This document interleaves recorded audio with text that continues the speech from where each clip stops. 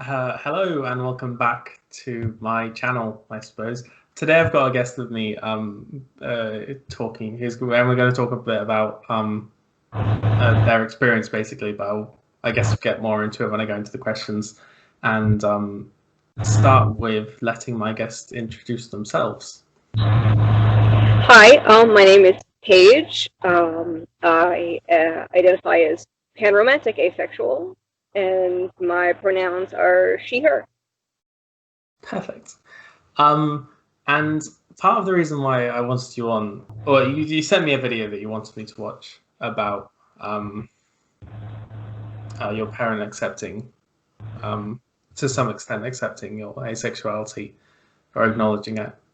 And I want to talk about that. And also, I hope you don't mind me saying that since you're a bit older than a lot of people who are visible about asexuality, I think that'll be a very useful perspective to have, especially since people who are older and who identify as asexual often don't feel as represented or seen as younger generations. Yeah, it's interesting because I have only really been using that term for a short time because it really wasn't around when I came out. It really wasn't an option for me for a very long time. Yeah. So about that, when did you figure out your orientation, whether you had the language to learn it or not, to know about it? Wow. Well, when I first came out, uh, it was 1991, and really we didn't have the big alphabet that we Yeah. have now. We didn't have that lexicon. You really had straight, gay, lesbian, and bisexual. That's all you had. Mm. That's it. Those were your options. So for me, it was like, okay, I guess I'm bisexual and there's something wrong with me. Mm.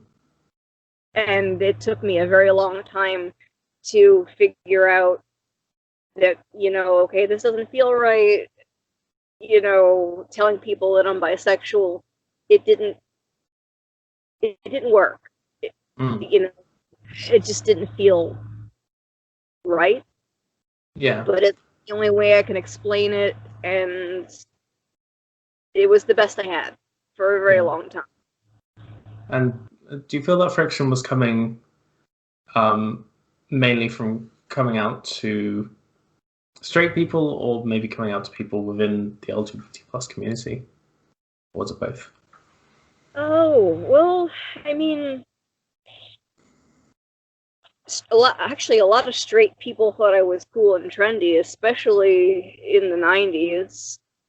It was, I mean, it is still kind of a trend, not Mm. as much as it was back then, but it was a popular thing.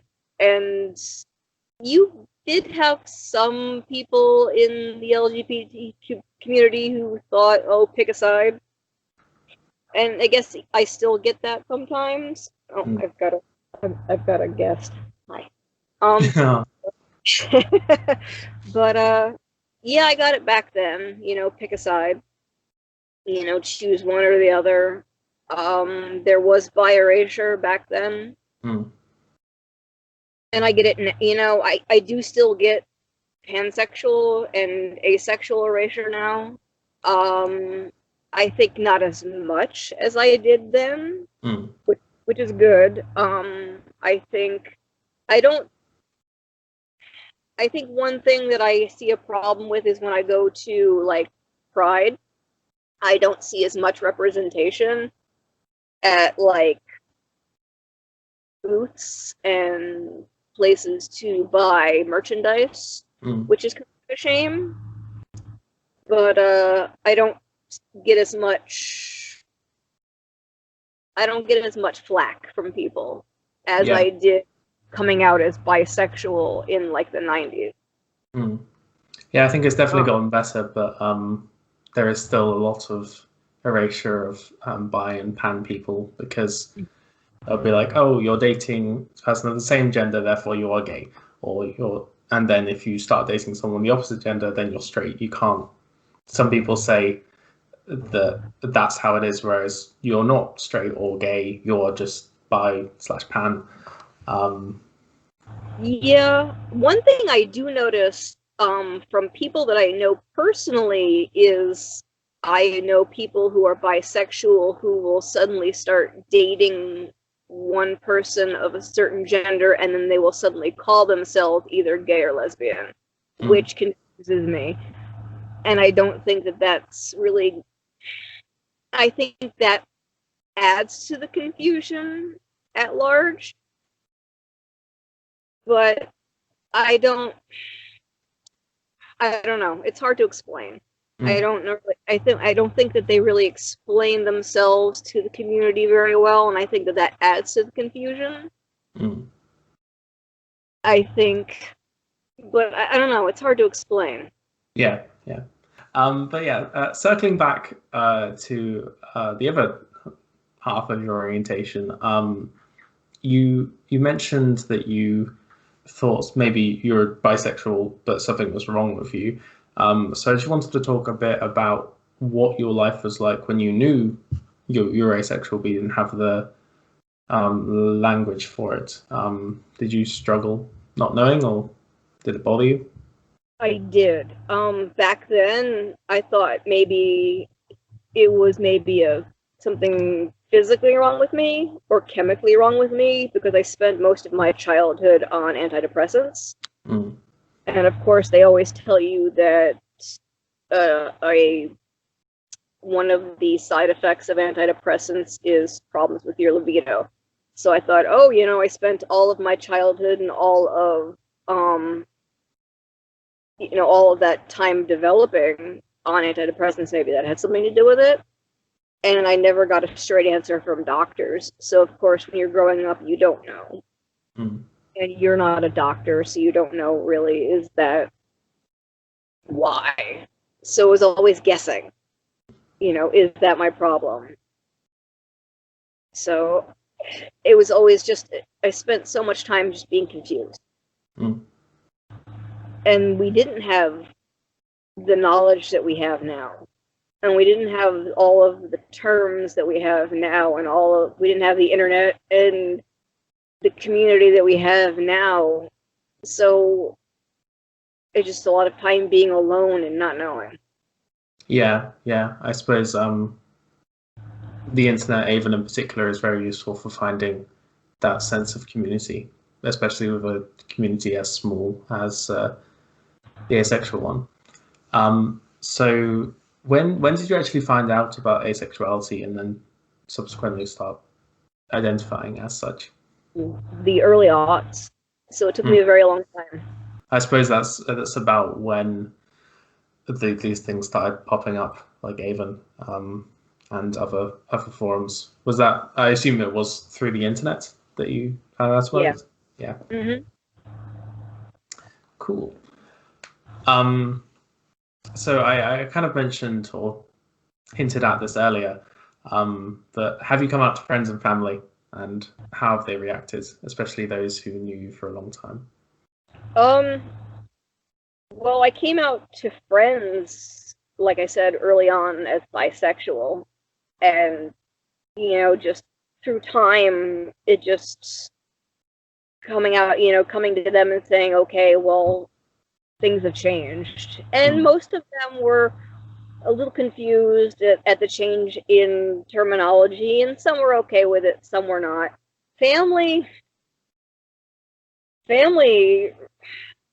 I never came out to on my own.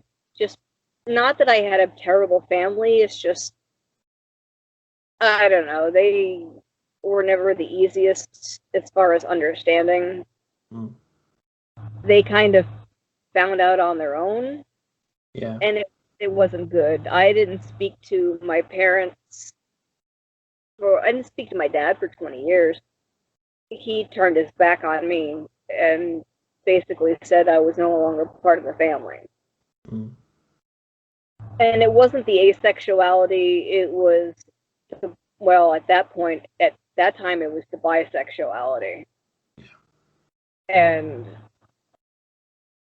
he's only just now speaking with me, and he's got dementia. It's early on, but we're talking. We don't really talk much about it, and he only just recently said to me that, I hope you someday find a nice man or a woman to settle down with. And that was a big deal. That was huge. And it was nonchalant, and it was the end of end of the conversation. That was it, just those words, but it was huge. And when I got off the phone with him, I kind of lost it. I was like, wow, that's a big deal. Mm. But it's not something I think we're ever going to have a giant conversation about, and I don't think there's ever going to be like, hi, hey Dad, I want you to meet so and so, and that's fine, and that's okay, because the man's in his 70s and he lives far away, and that's fine. But 20 years of not speaking was a big deal. Mm.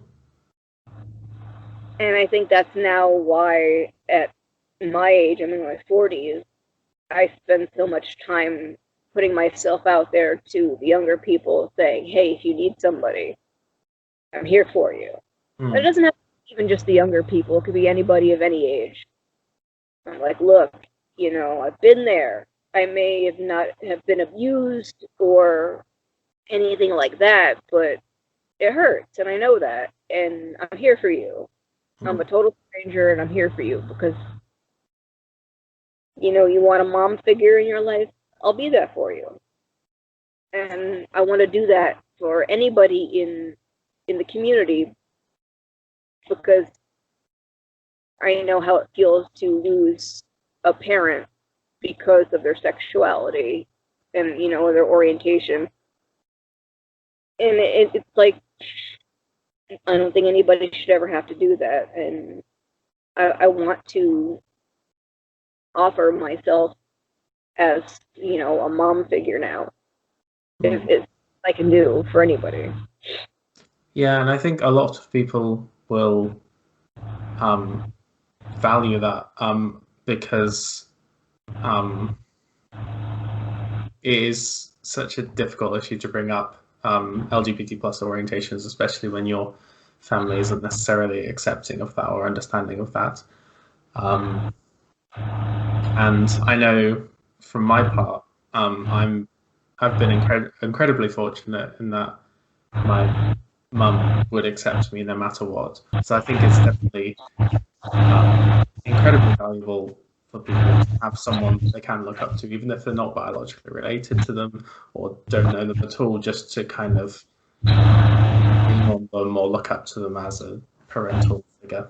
Yeah, I lost my mom when I was really young, and everybody that knew her said that she was the type of person who would be very accepting. So that's kind of what was my inspiration, to be more like her. Mm. My next question was whether you had a more positive reaction coming out as your romantic or sexual orientation. If you have come out as asexual to someone. Oh, romantic for sure. Definitely romantic. Especially because when I had a hard time being asexual, especially when I didn't know I was asexual, because I thought there was something wrong with me. Mm.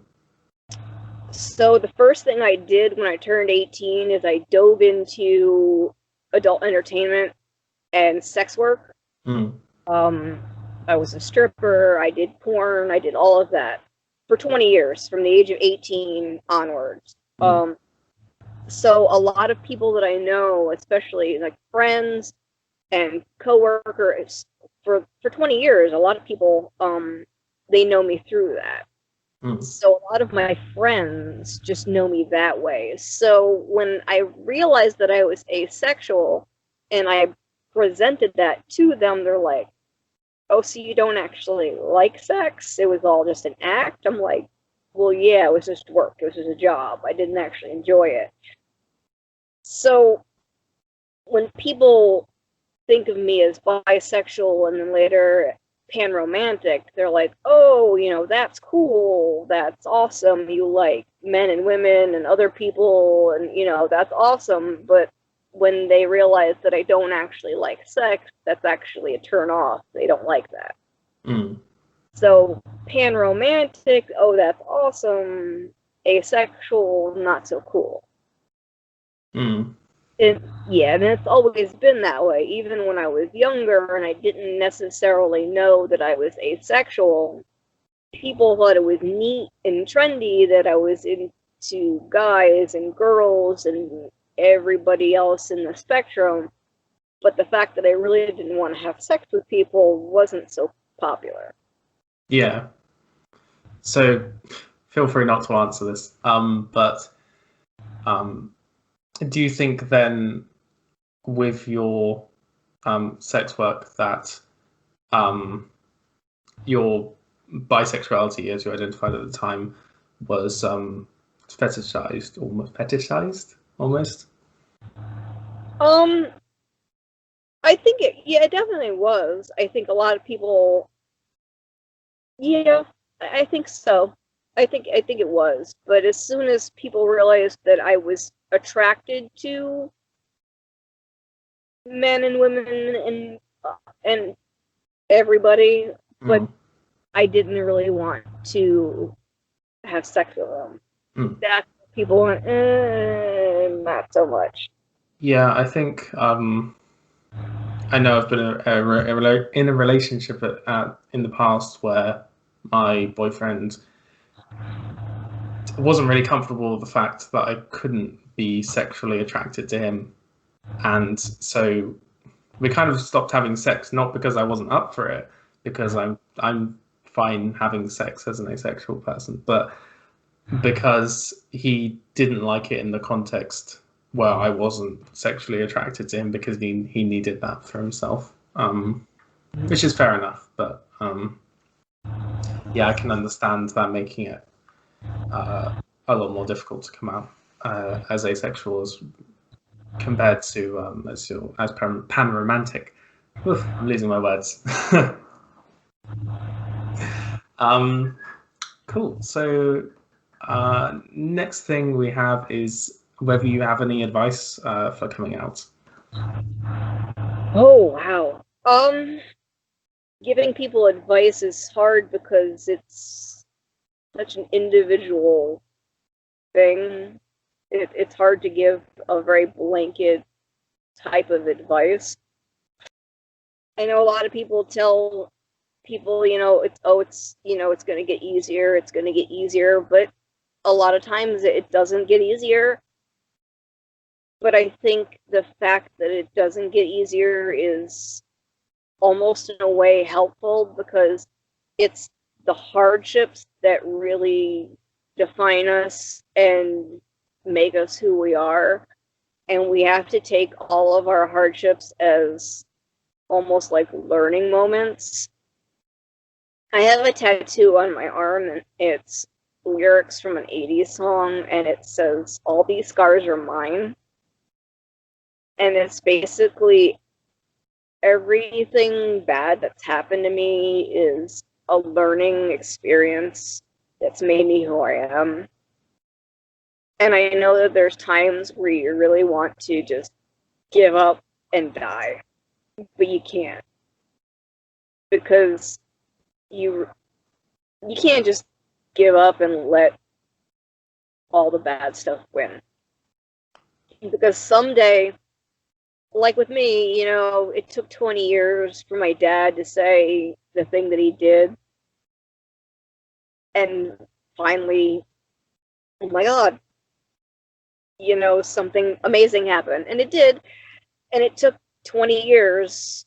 And I know that seems like a long time when you're young. And it is a long time.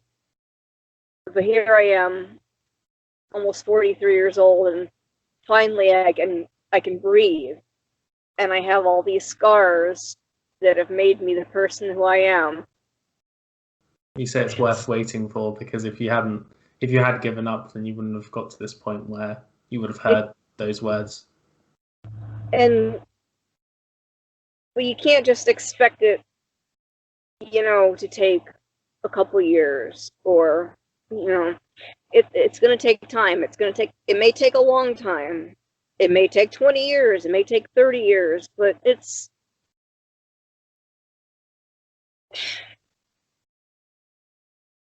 especially right now, when we have things like the internet and we have such a huge support system out there. You know, when I was coming out at 13, we didn't have any of that. You know, I had to go out in the world and find people like me, and we didn't have nearly as many people out there as we do now. And to think that even before that, in the 60s, it was even smaller and even harder. And it's going to get even better and better. But right now, you know, there is just, it's, what we have available is huge. So I'm sorry, it's hard to put it in words. It will get better, and it may take a lot of time, but you got to put yourself out there to the you know, to this giant world of people that are putting themselves out there for you. Because we're out there, we're out there, and we're waiting for you with open arms. We really are. Yeah, I don't know what you're apologizing for. You put it perfectly well. It's just hard. It's hard. Sometimes it's hard because you can hear it in your head what you want to say. It's hard to say it. Yeah, to make the words come out in a coherent sentence that is the way you want it to sound. It's not easy to put yourself out there. It really isn't. And when you put yourself out there, you're going to be faced with a lot of jerks. You really are. But it's worth it. Because just through all that wall of just horrible, mean-spirited people that are just tearing you down, the ones that are there for you, they're there, and they're going to reach you. Like me. So this wasn't on the list, but one final question, which is the question I asked guests coming on the channel, which is, what is your favorite type of cake, or alternatively other dessert pastry? My favorite type of cake, ice cream cake, with the little cookie crunchies on the bottom. Yes. Perfect. I'm not sure I've ever had an ice cream cake. What? Is it? Doesn't it hurt your teeth? That sounds like it would hurt your teeth. Oh my god, but it's so worth it. It's so worth it. I'll have to try one at some point. In Florida, you have to have ice cream cake. It's like 100 degrees all year round. My boyfriend's from Florida, actually, so I will eventually be visiting there when the world opens up again. Oh yes, you have to, and then you will have ice cream cake, because you will not survive this heat. Right now, it's like 90 degrees, and the heat index is 100. So, and it's October. I have no idea what 90 degrees is in Celsius, but it sounds hot. It's very hot. Especially for someone who lives in Scotland, where it is cold most of the time.